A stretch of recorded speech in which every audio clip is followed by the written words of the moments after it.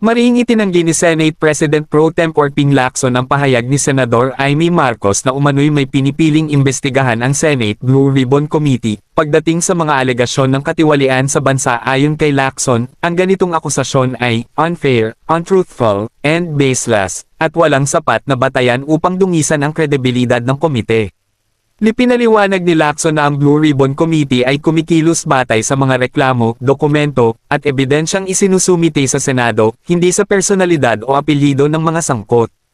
Dagdag pa niya, bukas ang komite sa pag-imbestiga sa sinumang opisyal ng gobyerno, mataas man o mababa, basta't may malinaw na basehan at sapat na impormasyon na magpapatunay na may dapat siyasatin.